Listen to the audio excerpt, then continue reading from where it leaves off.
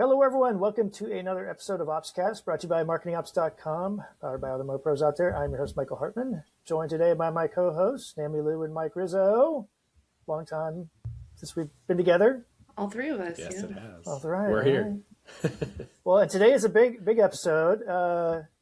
We got a special guest. The traditional B2B marketing playbook is breaking down at the exact moment when AI is reshaping how buyers research, decide, and purchase. Many of the systems marketing operations teams built over the last decade were optimized for a world that no longer exists. And our guest today is very familiar with that, Jon Miller. Jon co-founded Marketo, helped define modern marketing operations as we know it. More recently co-founded Engagio, and today he's the co-founder and CEO of some stealth AI startup. Maybe he'll talk about that. Maybe he won't. Maybe a little bit. Working at the intersection of AI, buying behavior, and revenue systems. So we're going to be talking about what no longer works, what replaces it, and why marketing ops may be uniquely positioned to lead in the next era of go-to-market strategy. Jon, welcome. Thank you very much. I'm excited to hang out with all of you. Yeah. Well, we're excited to have you. Yeah. Well, maybe let's start with, you've got a long history in this space. Walk us through what you're working on today and how things have changed, your perspective has changed and shifted over the time since starting and building Marketo and Engagio. Sure. Well, yeah. So, I don't mean to be too coy or stealthy by being in stealth. It's just what I'm building is taking a very long time. So I didn't want to do a big launch and then have everybody sit around for 18 months saying, hey, where's the product? But what I'm doing is building a new startup that reimagines marketing automation for AI, the age of AI. So it would be a alternative replacement to the legacy vendors, including Marketo. Okay. I think that, I'm proud of what we built at Marketo, and I think the other platforms have been amazing. And yet I see that they are really stagnating in the face of, I think, two pretty major disruptions that have happened.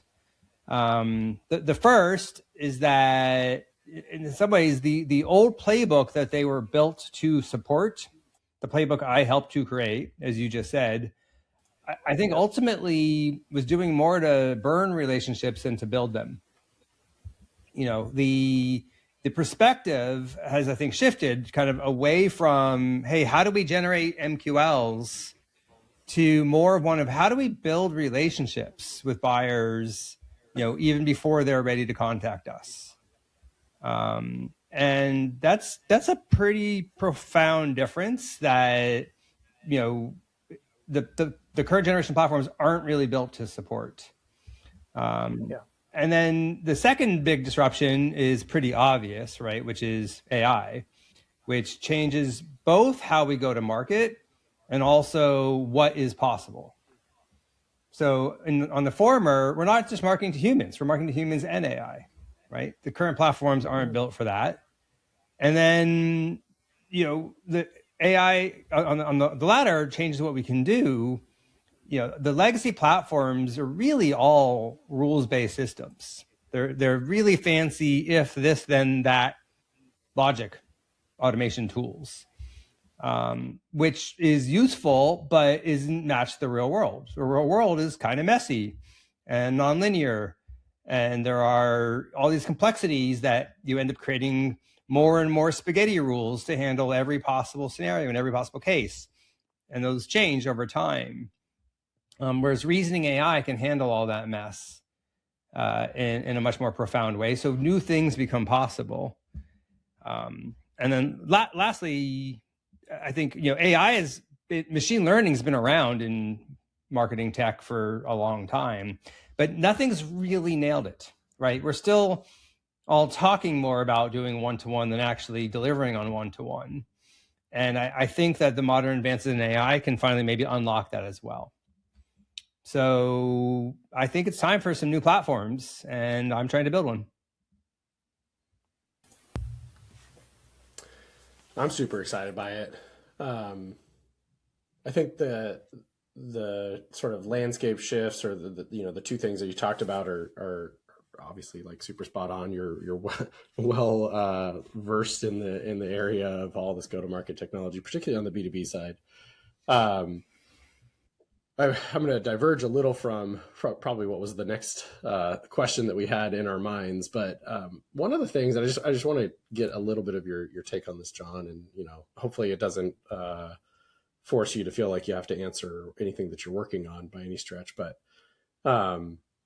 one of the things I've observed in working with some of the more new startups, they'll come inevitably, like the community talks about what's going on and they're giving feedback. The market sort of is like in and out of our space all the time, talking about things. And then I get to occasionally talk to some of the founders of these products or the product marketers. And the feedback that I had from a soon to be released sort of product in the Adobe side of things, a couple of products that are already in market from some of the more modern AI forward go-to-market, marketing automation solutions, is like, I feel like nobody's approaching it from the marketer perspective. And by that, I mean, there isn't an established base of, hey, what the heck does your company do? What does it sell? Who does it sell to? What are your price points? So that this AI sort of quote unquote native solution can do the things that you're talking about. Like, Jon, you're saying, hey, AI can do a really good job of being a lot more personalized. But the way to do that, we've all like fundamentally observed, is to give it the right context. Yet for some reason, every platform seems to miss the layer of like, this is the context layer and everything operates from here. Have you been sensing some of that in like maybe the legacy players? They're trying to make a shift in that. Like, what are your thoughts on, I don't know, like that perspective? I feel like that's just missing. No, I mean, at the risk of sounding trite, context is critical, right? Like an AI agent without context will make, very confident errors about your business. Yes. An AI agent with context will actually operate and act like a trusted employee who knows and understands what you do. So I think that having that context / governance layer, they kind of go hand in hand, is an essential element of any agentic marketing platform. I can't really comment on all the other folks building stuff, because I don't know what they're building, but I know what I'm building, and that context layer needs to cover a lot of things in marketing, right? You mentioned who's my ICP and what's my pricing and some of those types of things, and those are important.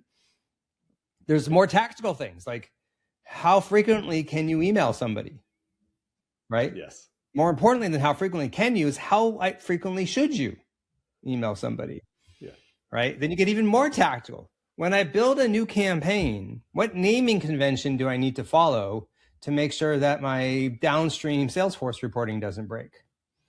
What exclusion lists do I always need to remember to include based on the geographies that I'm mailing to?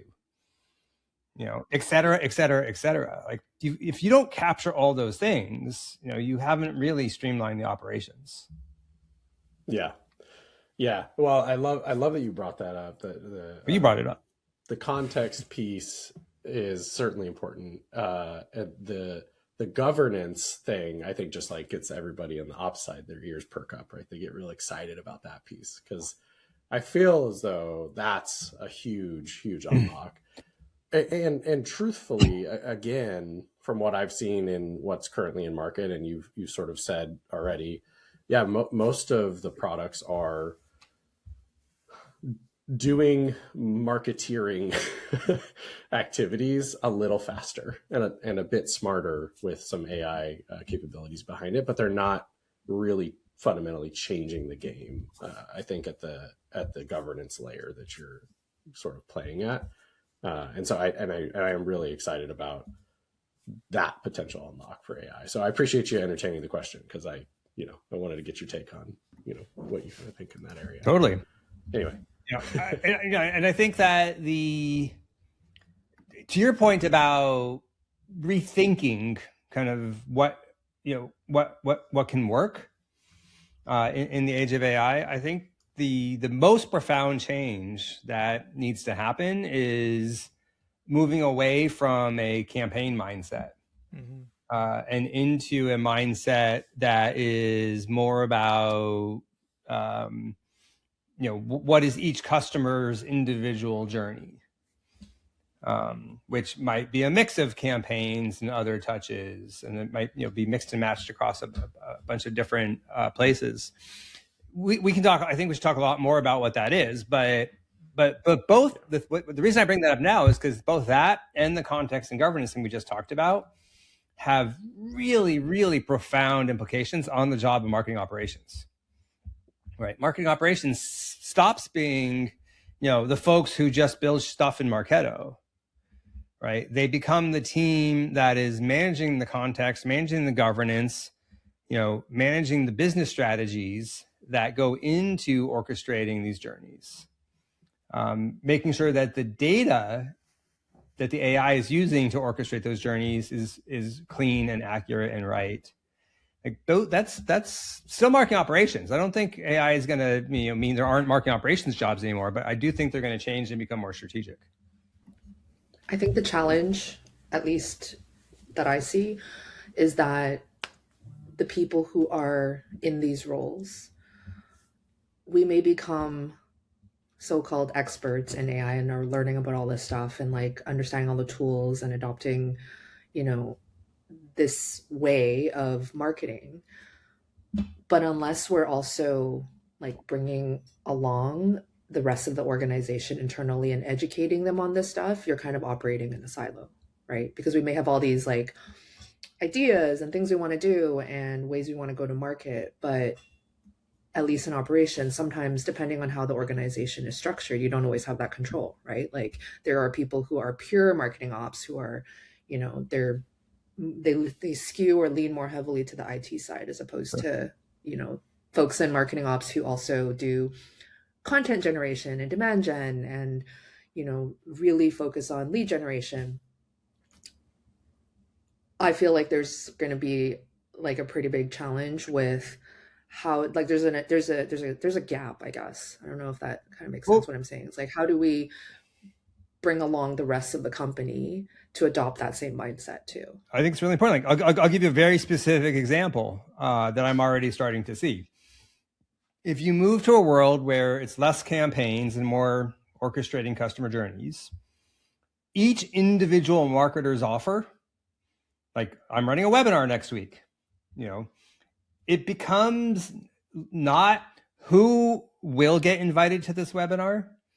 It becomes who could get invited to this webinar, right? And your basically individual campaigns become a library of things that you could do and not will do. So that's cool, right? Because now MOPS people don't get into like all these crazy air traffic control worries of like, well, I can't invite them to this because they got this and I have to handle this, right? That's just nightmare complexity that people shouldn't have to deal with. But what it does mean is now, to your point, the demand gen person who doesn't really care about communication frequency caps and making sure we're not over communicating, they just care, did I get enough people for my webinar, right? Are going to go to that MOPS person and say, why did your AI not invite all these people to my webinar, right? And the MOPS person is going to have to be able to explain, well, because they got these other touches that were better and more relevant and higher priority for them, right? That's, to me, a perfect example of the point you're making, right? Which is like, you can do amazing new things with AI, but yeah, that demand gen person is going to have to kind of change how they think, and MOPS needs to bring them along. Yeah. And it's no longer, why didn't I get all of the people? It's, I think the KPI changes, right? It's, and you said it without saying it. It's like, you actually kind of said it almost directly, but it was, I got the right people. Oh, I got 20% less to register, but 80% of them were the right people this time. And so like you lost the 20% that were maybe not the right fit or whatever. Hopefully that would be a wonderful outcome. and that 20% got something that was better and more relevant for them. Right. At the time. Right. So this all gets back to what people are incented by, what they're measured on. And it seems like that's a key part of what you talked about, John, that the current go-to-market playbook is broken. Feels like what you described falls into a couple of categories. One is it doesn't recognize how the buying process has changed like that's one, right? It's not this very linear, like we can push people through a very stepwise funnel. It's more chaotic than that. But also because that hasn't recognized, it hasn't changed how people are measured either. Like, what does success look like? And it feels like those two combined, unless you can break that, is that what you're talking about when you say the playbook is broken, or is there more to it? What's your take on that? Yeah, well, it's funny. I got to hold a discussion on LinkedIn about this like 2 weeks ago, when I sort of like say like, oh, buying has changed, it's complex and nonlinear. And people are like, buying was always complex and nonlinear, right? That hasn't changed. I think what's changed is, like we used a linear model to understand buying. Yeah. Right. And any model is sometimes useful to help you understand the world and may have limitations in how accurately it understands the world. And like we see this in physics all the time, right? Like economics. Like models can be useful, but they can also be flawed. And the linear model, like we wanted buying to be linear because it helped make it more measurable and more understandable, right? Yeah. And that was the playbook was based on that model. But we now, I think, have come to the realization that that model is fundamentally flawed because it's not how people buy. And therefore, everything built from that model, like measuring people in MQLs, I think sort of starts to fall away. There were a couple other things. Like so a big part of it is just the mental model we used, while nice and simple and perhaps useful at the time, was just flawed. There are some real changes too that have happened. One, tragedy of the commons, right? We see this all the time, right? When somebody hears a tactic work, everybody does it, and lo and behold, it stops working. And we've seen that time and time again, and then I think buying has changed to the degree that there are generational and behavioral shifts, especially that we've seen post-COVID. If it's as simple as Gen Z doing more of the buying, and they're going to do more self-service research, AI changing buying behavior. So there are some things that are different. Yeah. But yeah, it's fundamentally it's the model. Yes. Yes, there are things that are different. I think it's minimally the best word to describe it is the entire thing is complex. But while true that buying cycles were complicated before, and they've always been complicated, I do think that there was a point in time where the maturity of the market and the way that people sought information and bought, kind of like what we're talking about now, was totally different before. Before it was, I've never done mass email before. I've never done marketing automation before. In fact, I just want that capability. And it was very linear. It was, I've never done it to 0 to 1, right? And so like, it was like, I'm on the hunt for the thing that lets me send emails to everybody.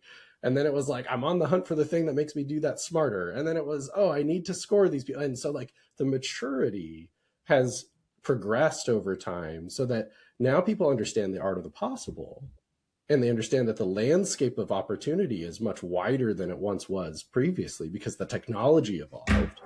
And so, yeah, the buying was complicated, but it was actually more simplified before because it was like, I didn't have this capability before and now I want it. And today it's like, oh, that capability is in like almost every tool that I want to go buy. And so the complexity has been brought on by the fact that it's actually more abundant and it's more accessible. And now I'm more educated and I'm watching what other people are doing and it's working for them. So now I want to replicate, but for my unique business.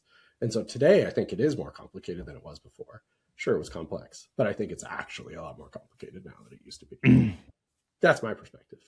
Yeah, the tyranny of choice combined with the tragedy of the commons. Yeah. Yes. Well, and what you described, like I like to call the fallacy of best practices, right? Mm-hmm. Like if we all do the same best practice, then like what you said, I think leads to the tragedy of the commons, right? Everyone gets like the least common denominator or least common quality results from that. So you said that one of the things you're working on is kind of a new iteration, kind of marketing automation. I don't even know if you want to call it marketing automation, but like, what do you think? Why do you think that we've gotten to a point where the marketing automation platforms, I think you said have stagnated. I would tend to agree with some exceptions here and there, right? It feels like it's been spotty where there's been evolution on those. What do you think has led to that? And maybe? I think it's a pretty classic story, right? One, acquisitions. Yeah. I mean, when Marketo was standalone, you had, Phil Fernandez, who is incredibly strong and detail-oriented CEO, making sure the innovation was happening, right? Then Adobe acquires it, and I think the most senior person at Marketo is a director of product marketing or something. And that's just a symptom of you treat this thing like a cash cow rather than investing in it, and and then what happens inside Adobe, right, is that the incentives for them are to build additional ancillary products, so they can sell more. So now you're buying CDP and you're buying Journey Optimizer, and those are very expensive and not for every Marketo customer. And the net is that the incentive is to not really invest a ton in updating the core platform. And you see the same thing at Eloqua inside of Oracle. You see the same thing with Pardot, with Salesforce investing in just all the different flavors of Marketing Cloud instead of improving the core Pardot platform. So like if you're on Pardot, you have an interesting challenge. Like you have a lot of comments about that, by the way. Sorry, that's a separate podcast, I think. All right, fair enough. But if you're on Pardot, you have a challenge, right? Because like you have a migration coming your way, right? You're going to have to do a migration. So should you migrate to Salesforce Marketing Cloud Next or Salesforce Marketing Cloud Growth Edition? Or should you actually like consider what are the other new AI native alternatives that are really focused on your unique needs? That's an interesting question. So that's one, is the acquisition. And I think the reason why you see that in reality is what's the one of the 4 legacy marketing automation platforms that's still innovating? It's HubSpot, right? The one that's sort of still mostly standalone, even though they are arguably inside of a larger CRM company now. I think the other factor that's just or 2 other factors that are worth briefly mentioning, one, these are 20-year-old platforms. I like to tell people we started Marketo the same month my son was born, and his birthday is in 2 weeks and he turns 20, right? So wow. These are 20-year-old platforms. Like architectural legacy makes it hard to innovate. And then there's a more subtle one going on too, which is perverse. But when Marketo and the other platforms are complicated, it creates a whole industry of marketing operations experts and consultants whose business is, I know how to make this complicated thing work.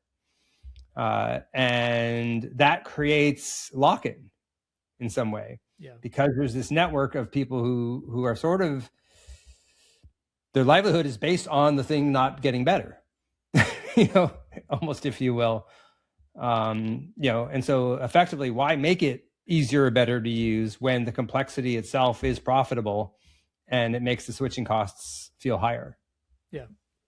Yeah. I think it's one of the ironies that I've realized recently is that tacking automation onto the word marketing and call it and thinking it's just going to do its own magic, right? That's been one of the fallacies around marketing automation, I think, is that it's automated when in reality it requires, like to your point, right, people to maintain it. And as soon as you add on the next thing that integrates and the next thing that integrates, and you start adding more complexity to all that, then it's a recipe for things to break down. Agreed. So I'm curious about, we've talked a lot about AI, and you said you're building something that's sort of AI native. And I think you hinted at one of the examples, right? I think a lot of people in this new world, if there's some sort of black box, if you will, AI that makes the decisions about who gets what when, because it's got some insight that maybe is not obvious to the humans that would have otherwise been doing it. Trying to explain that's going to be hard, right? So whereas it used to be rules-based versus I don't even know what you would call it with the AI driven one. I think that's one challenge. The other thing that just has hit me in the conversation, I had another one not too long ago with somebody, it kind of hit me. We talk about AI and marketing as if it's just one thing. It feels like there's at least two major categories. One is the stuff that is, customer facing, whether it's evaluating the activities and things that people are doing or better targeting. But there's also internal operational stuff, right? Improving content, accelerating that, reuse of content. How do you think about like the challenge of explaining AI output to people who are used to very, rules-based, specific outcomes? And then how do you think about that? Do you think about those two different ways, at least major categories of AI? Yeah, I'll answer that second one first, which because it's easy. Like I think absolutely you need to think about AI in both in terms of how it's going to drive more efficiency as well as how it's going to drive more effectiveness.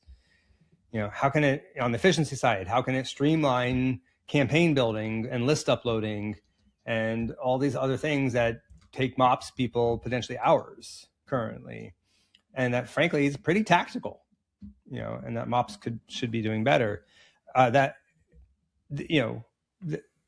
The effectiveness side is how can I actually deliver, the proverbial right action at the right time, to each person that's going to, be the right touch to sort of move that relationship, forward. They kind of both come together, the efficiency and the effectiveness, around that air traffic control concept that I talked about earlier, right? Where MOPS people are spending an awful lot of time managing the rules and the smart lists for who should get what campaign when there's overlap and different people who want to market to the same buyer, and like that's both time consuming and annoying, and also limits your effectiveness because first come, first serve is usually rarely the best, strategy there. In terms of your other question though, around, I think, I like using playlists as an analogy, because we all understand Spotify.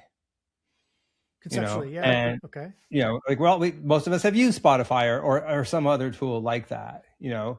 First off, Spotify is not creating a new song for each person, right? It's the same library of songs, right? In some ways, you could think of that as a library of pre-approved songs it is allowed to play. What it's doing is it's picking the best playlist of songs for you based upon what you've asked for and what you've engaged with and what you've liked to do in the past. Right. I think that's a powerful metaphor for how we should be thinking about marketing journeys, right? Like, is it useful to write you and me get a different email because I posted something on LinkedIn yesterday and you posted something different? I don't know. That doesn't feel very valuable to me, really. Right. But to really know like where I am in my journey and what I've done and what I'm interested in and what I've engaged with, and to know I tend to respond to long emails and not short emails, and to know I tend to respond on Sunday mornings, but not, weekday evenings, and to just kind of build, know all that stuff over time and then use that knowledge to put together my playlist. That to me is really where AI effectiveness is going to really, really sing, even more than like, let me write you a customized email. Or what the state of the art seems to be today. Let me write a token, a string that's customized, and I'll stick that in for you and call it personalization. I was like, all right, fine. I'm not saying don't do that, but like, I don't think you're going to like win the war with that tactic. Right. It's so it's interesting because I think a lot of people, this is all real time for me unpacking this, but it feels like people are going to react to it as it feels intuitive when we all say we want to be data driven, but in fact, it sounds like actually if you've got the engine and it's working correctly, it's going to be more data driven than we will be, but it won't feel like it because it's maybe not matching what we believe intuitively is the right next thing to do with that particular prospect or customer.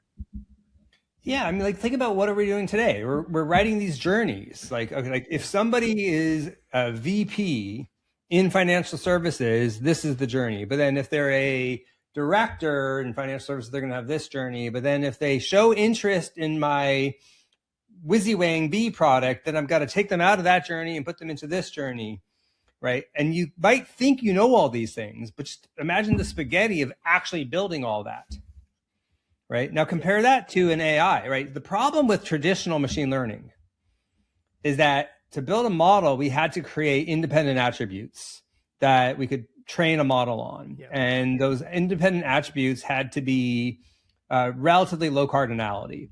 So, you would take all this rich behavior we have about somebody. What web pages do they go to? What content do they download? What events do they respond? What time of day do they open things? All the things I just alluded to. We would squash all that down to some number of attributes, like number of emails opened in the last week. Like that's all we could do before. And that's why this stuff wasn't satisfying in the past, and probably why marketers did go and try to create their own custom journeys. But we've all used our LLMs in our day-to-day lives. We know they can take a massive amount of context and make pretty interesting reasoning choices, around how to interact with somebody, that can literally, if it's a big enough context window, it could know your entire behavioral history, right? And consider all of that when deciding kind of what to do with you.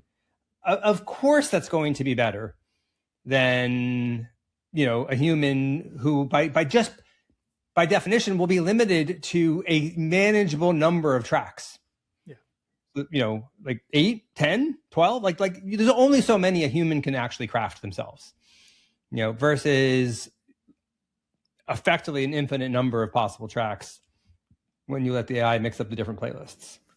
Yeah, it's and we all have our own biases. It's that I get into, I don't want to say arguments, but discussions with people about how I would much rather have a well done self-driving car than drive myself, because I think it would be far safer, because it's not easily, it doesn't have the distractions, it doesn't have my biases, it doesn't, all these other things that I think are more beneficial, yet so many people are hesitant to let go of that.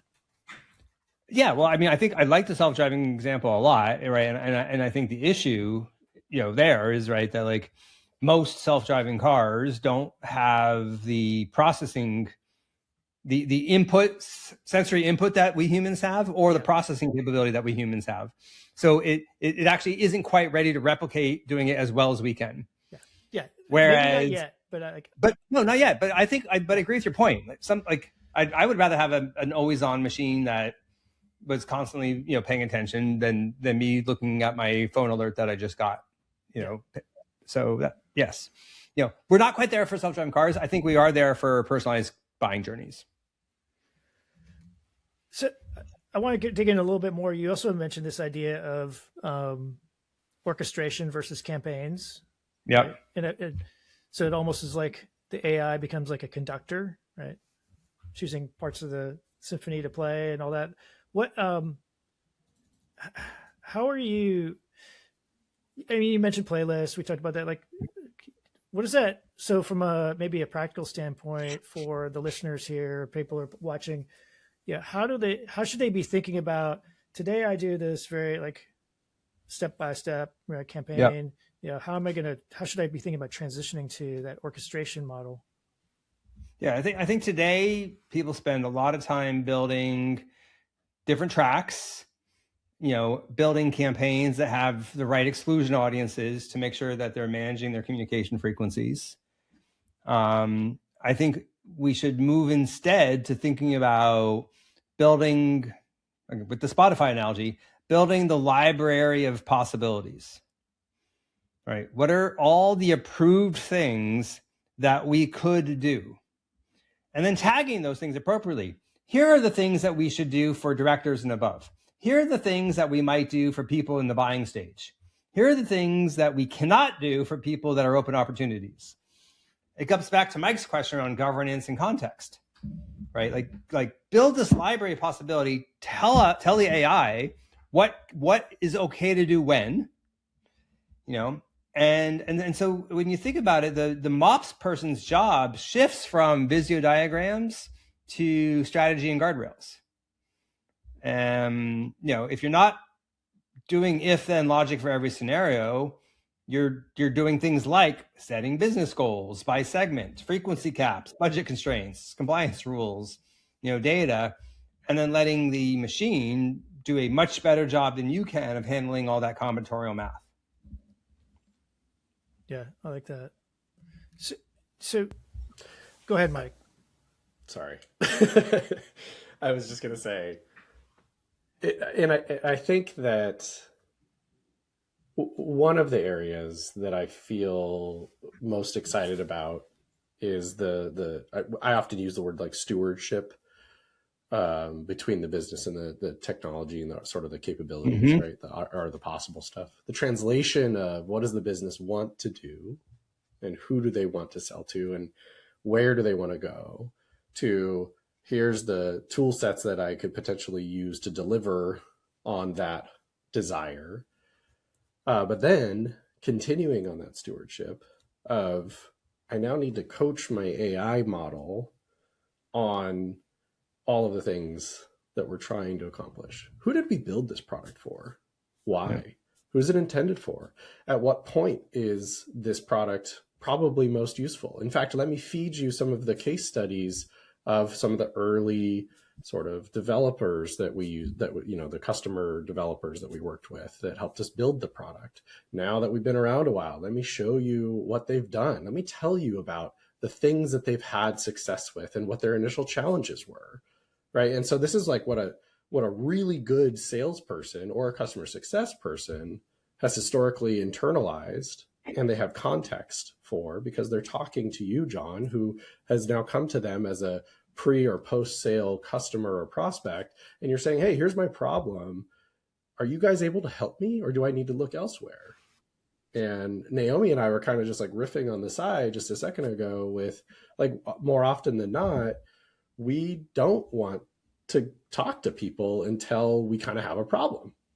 And I do think that with AI behind us and we set the systems up, that stewardship opportunity for marketing operations is to act as that translation layer to, like, great, I understand this, that, and the other thing about our business.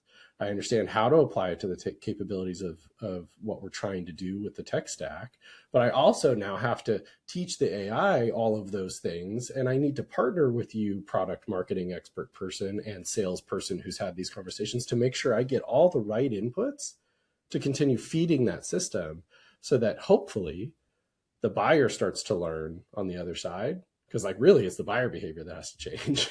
That they can now come to not just the ChatGPT, the Claude, but the website of the products that are out in the market and start having a conversation with those businesses. And yeah, maybe it's an AI, but if it knows more contextually why it exists, why the company exists, and who they're good for, hopefully the buyer has now learned, because of their use of AI and how they engage with AI over the next decade plus, that it's just like, oh, actually the right thing for me to do is to just start asking questions, because they're really intelligent and they know their business. Right. And I just think that we're a little ways away from that, but the stewardship opportunity, I think, is the most exciting. To me, where my brain goes with that, it raises an interesting question, right? Which is, you talked about the agent that's chatting with the buyer on the website when they come and answering their questions. I'm talking about the agent that is orchestrating, for lack of a better word, your outbound actions, right? Am I sending you an email? Am I pushing an ad to you? Am I inviting you to something? But your core point is both those agents need a context layer. And what I think will be really interesting to see in marketing stacks of 2030 is that a single unified context layer that both those things are talking to, or, is qualified, or whatever the future of qualified is. They've got their own, and then, whatever the future of Marketo is, they've got their own, and we have context fragmentation. I don't know. It's going to be interesting to watch. I'm curious if at some point it'll be like AI marketing to AI. We're just Well, like there's all a social not, network now. it's right. We're just not even paying attention to some of this stuff anymore. And it's just like, let me use AI to like filter out all Yeah. my emails. No, I mean, What prioritize, and it's just AI talking to each other now, and nobody's actually paying attention. I think that is going to happen. I think, I've written I about do and think talked so. about earlier, just briefly earlier on today, about that the buying committee, we're used to buying committees and having different members of personas on the buying committee. Yeah. I think some number of those buying committee members will be AIs and not humans. Right. And Naomi, your point is, and maybe the members of the AIs will be the earliest members of the buying committee.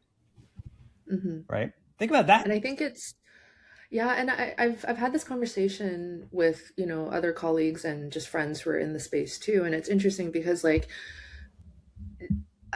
I think what's interesting about AI is like, when you use it in the context of work, is, I guess, even personal too, is that it just tends to agree with you, right? Depending on how you ask it. It's like, oh, it's very agreeable. You're so smart. Right? So I don't, depending on how you ask things and how you ask it to interpret or give you the information, it just tends to be very complimentary. That's a great idea. It's a good thing you thought about that. I can see why you would ask that, right? It's just it. And so I'm just, I guess I wonder in 3, 5, 10 years, what is this landscape going to look like with regards to how we all use it? Yeah. Both at work and our personal, how do we use it to make our lives easier? But then are we filling that with other things that are also making our lives easier, or just more noise?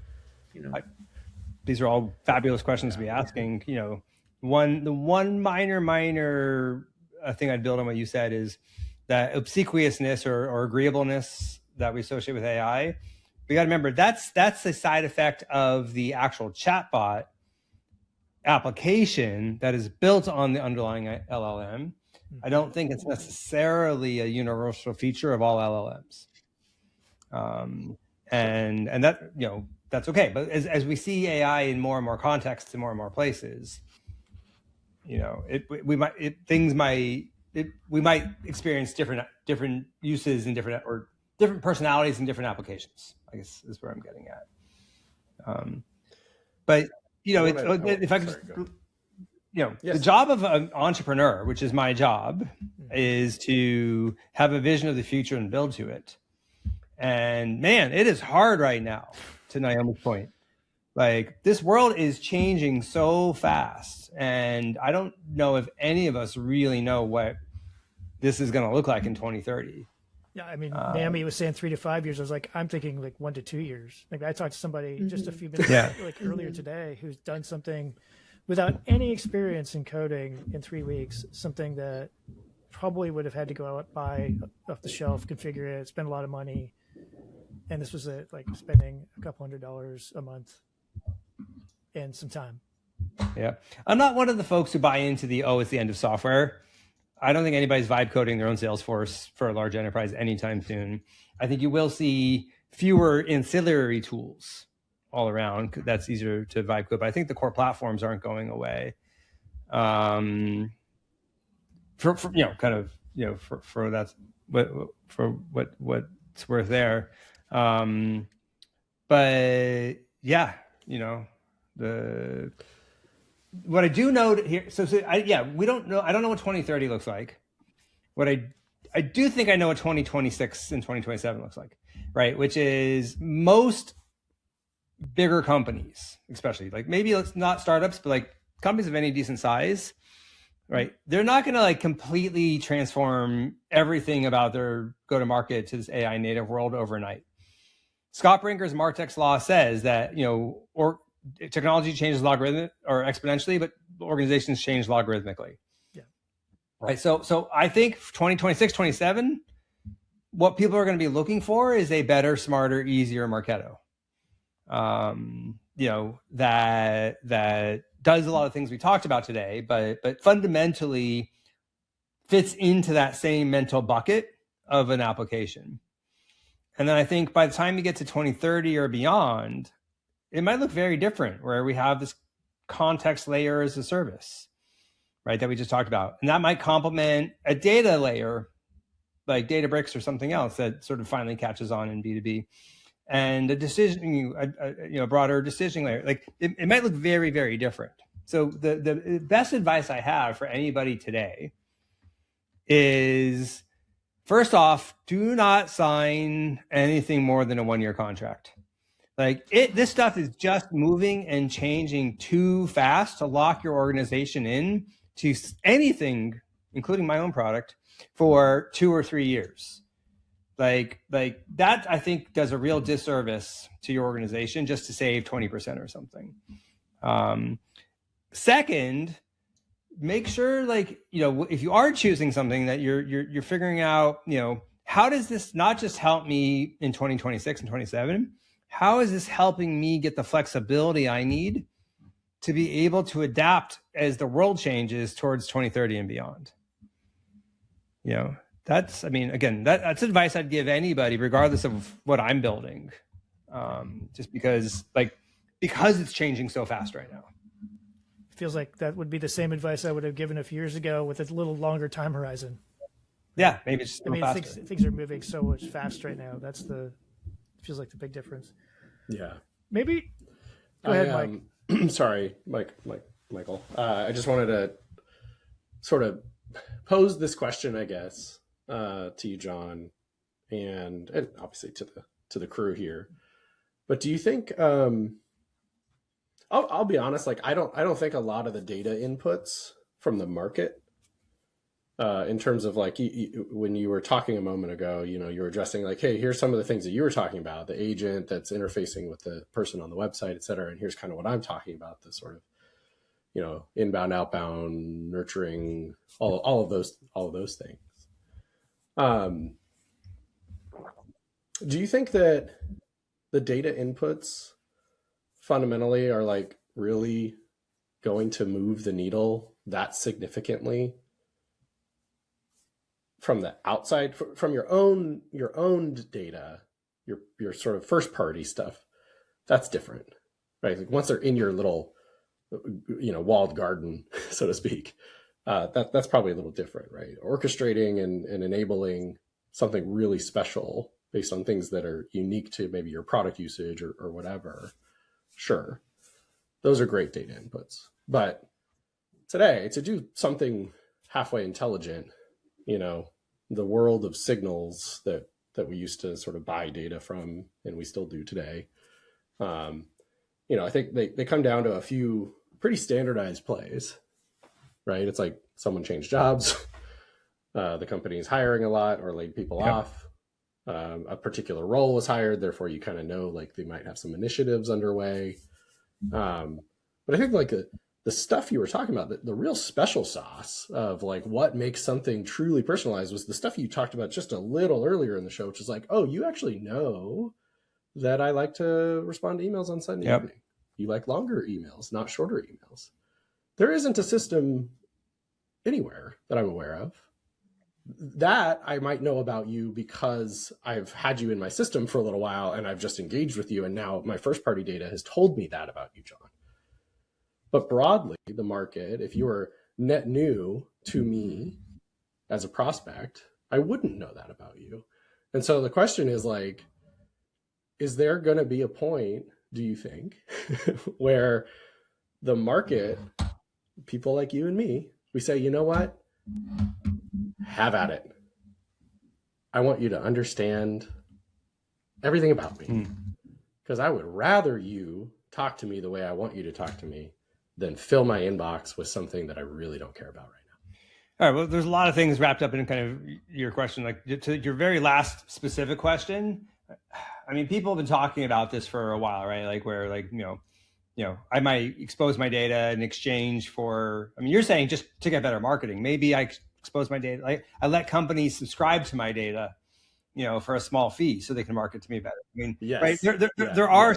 I feel like we talked about that at one point. There are scenarios. I don't know. And I'll be honest, like I'm a little skeptical, right? Because we have been talking about that stuff for 15 years and it's never taken off. And I'm not sure that AI or anything else changes that per se.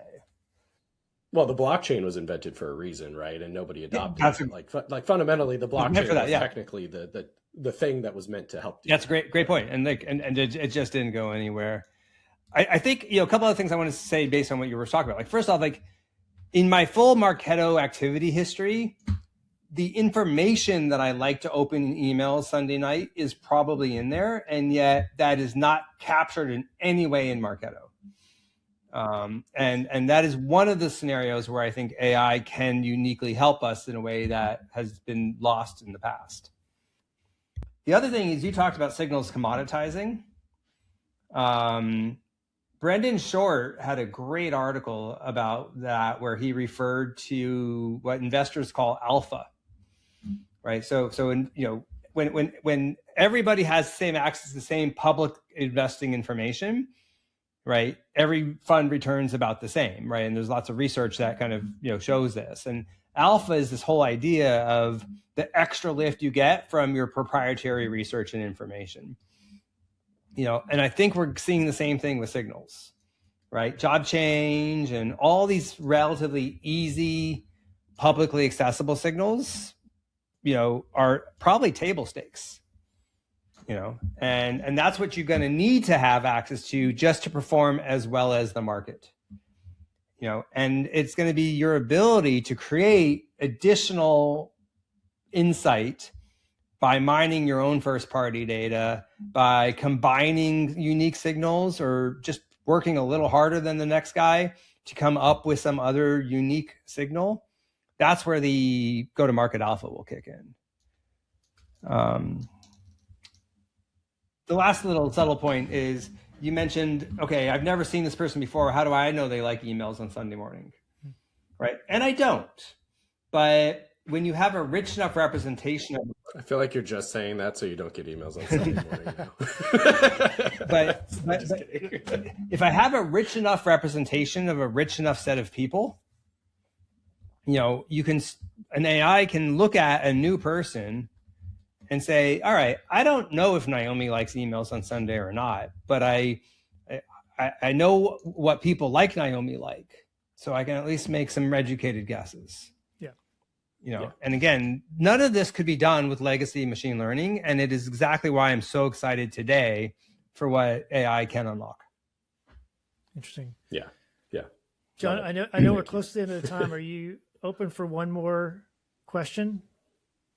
Hit me with it. All right. So there's one that we hadn't talked about. It's unrelated to, I think, what we've talked about already, but I think your unique perspective will be useful because you've been both a CMO and a founder and run companies. I think I heard a statistic years ago, I don't know if it's still true, that something like less than 10%, I think it's closer to 5%, maybe even lower, of like board members have any exposure to actually running marketing or what it's like to do it. And so that's, at least the theory was, that partly why there's challenges between the rest of the C-suite and marketing leadership. I guess, what's your take on that? Do you think that's still a real challenge? And then how does all this stuff we just talked about going to affect that? All right. Well, I thought you were going to ask a quick one to the end here. Okay. Well, let me try to address that at least, kind of at a high level. I think that back to the early part of the podcast, when we were applying this broken, simplistic machine model to marketing, I think we trained CEOs and CFOs to think of marketing like a gumball machine, where they could just put some budget in and get some pipeline out. And that it was meant to empower marketing. It was meant to let the CMO be able to say, well, you need this much pipeline, give me this much budget. And what happened in reality is it, I think, diminished marketing to be really an owner just of one of the 4 Ps, promotion. Yeah. And to lessen their impact and influence over product or distribution, which is place, or pricing, for example. And, I think it's a real problem when you basically push the decisioning around,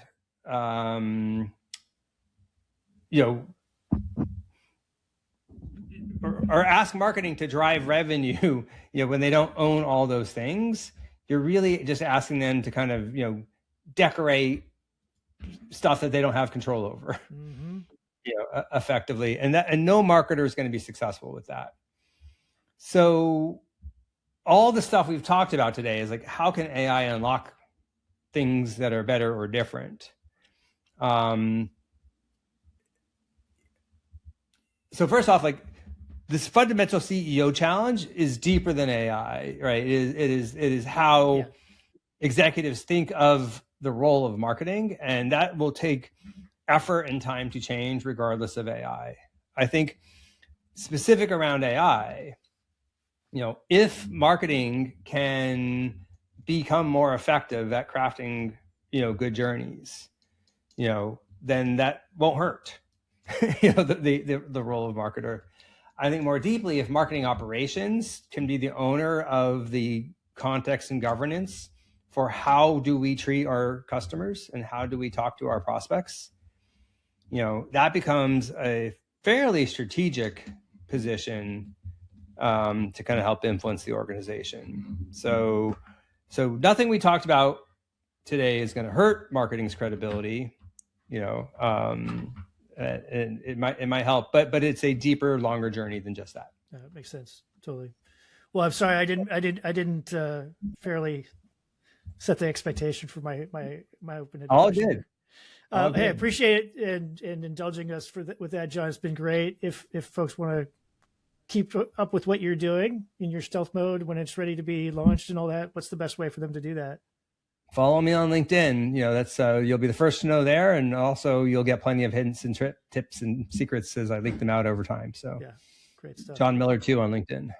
Fantastic, John. Thank you, Mike, Naomi. Thank you as always, and to everyone out there watching or listening, we appreciate you. If you have ideas for topics or guests or want to be a guest, you can reach out to Naomi, Mike, or me. We'd be happy to get the ball rolling. Until next time. Bye, everybody. Thanks. Bye, everybody. Bye, everyone. Thank you.